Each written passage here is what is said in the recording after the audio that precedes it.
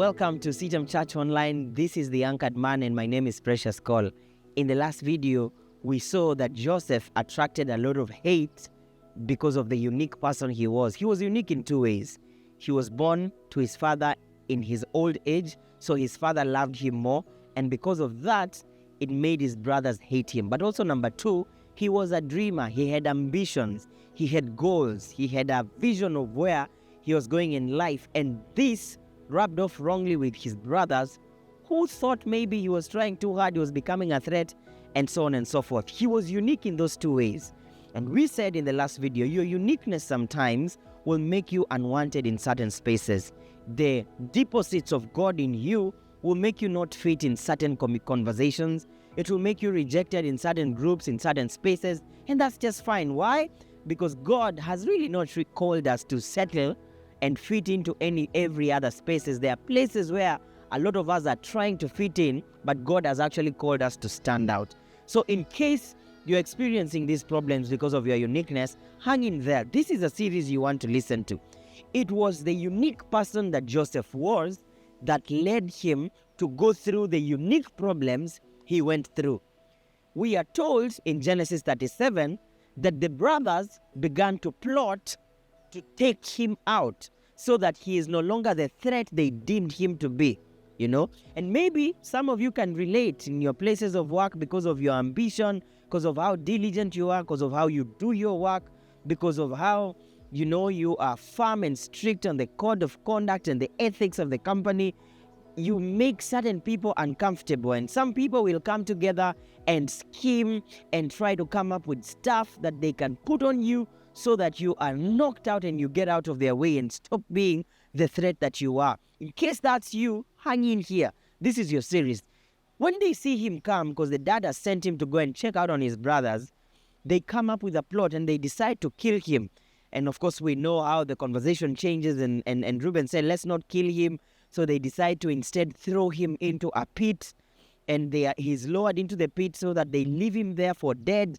And then they take his coat, they slaughter a young sheep, dip that coat in blood, take it to the father, and they tell him that your beloved son is dead. And all this scheming is purely because of the unique person that Joseph was, that the brothers were not happy about. And then later on, they see some foreigners approaching. They lift Joseph up. They sell him off as a slave. They sell him off to a far country in Egypt. And he goes there. He gets to Egypt. He has to work as a slave in the house of Potiphar. And as he's there, he faces challenges and problems just because of how unique he was. And he is falsely accused by Potiphar's wife when he refuses to sleep with her. And this has him in prison, and he's taken to prison, and he has to go through this unique problem called the prison. And while there, he meets someone who promises or knows the king, and he interprets a dream, and he says, when you go there, please remember me. And that person goes there and completely forgets him, and he has to stay there longer. And of course, we know how the story ends. We'll get into that in the next episode. But I'm saying this to just help you see all these problems Joseph is going through are as a result of the fact that he was unique. He was unique because he was a dreamer, and he was unique because his father loved him slightly more. And these problems are arising because of that. If he didn't have dreams, if he didn't have any ambition, if he didn't have a sense of purpose and vision, his brothers wouldn't have a reason to hate him. If he wasn't beloved by his dad, his brothers wouldn't have a reason to hate him. He's purely hated on account of this uniqueness. And this uniqueness comes with a set of unique problems that only he, out of the rest of his brothers, goes through. To say to you and I that because of who we are, there are things we will go through in life.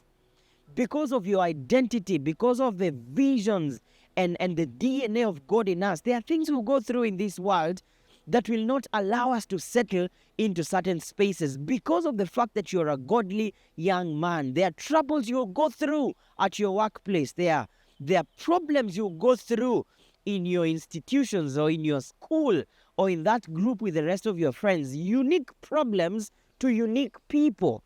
Because of who you are, there are unique problems you go through. And as you go through that, it's not so much the evidence that God has abandoned you. as is the evidence that you truly are a unique person. And so I hope this video challenges you to recognize that you're going through what you're going through because of the unique person God has made you, because of the unique dreams God has given you, because of the unique visions of God and purposes of God that are deposited in you. Your problems are not an evidence that God has abandoned you. No, they are the evidence that there's a deposit of God in you. And we need to change how we see our challenges.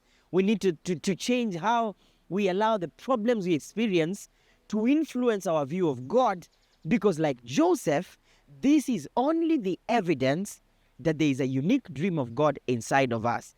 In the next video, I'll show you how unique people go through unique problems, and these unique problems become the unique plan that God uses to take you to the very place He has prepared for you.